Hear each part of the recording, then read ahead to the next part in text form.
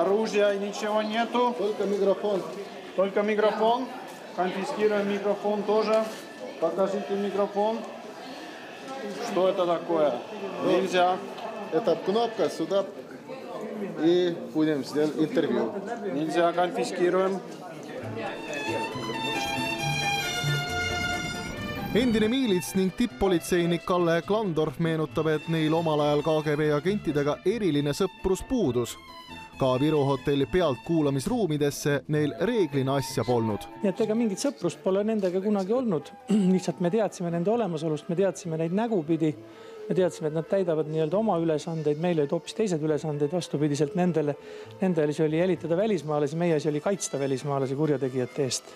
Julgeolekukomitee kasutas igasugust juhust, et ka näiteks miilitsatöötajaid mingi kompraga vahele võtta ja kindlasti me olime ka luu peal samamoodi.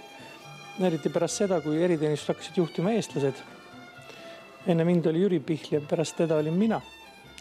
Et eks meid ka jälgiti. Aga mis puudutab nüüd nendesse tubade pealt kuulamisse, jah, siis meil on küll andmed natuke teised. Kui siin ajakirjandus oli avaldatud, minu teada oli üks korrus ainult,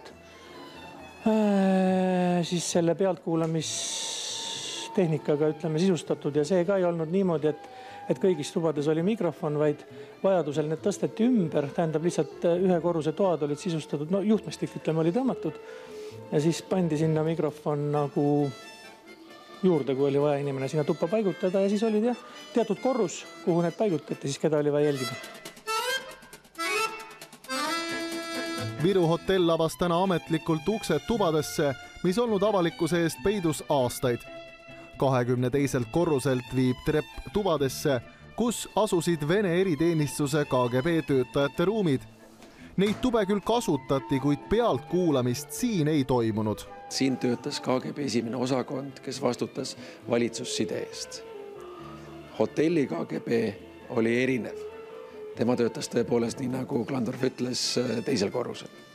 Ja siit peeti ühendust siis Moskva ja Helsingi vahel. Kaablid läksid Moskvasse, raadiolained oli suunatud Helsingi peale.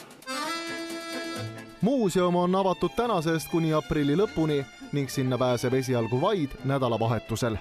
Siin ei saa rääkida mitte kellegagi. Palun andke kõik dokumendid. Aeg on muutunud, kõik on muutunud. On teil taskus midagi? Ei ole. Ei ole? Relvi, narkootikume? Ei ole. Mitte midagi? Mitte midagi. Teil ei ole ka paguneid peal? Kõik head.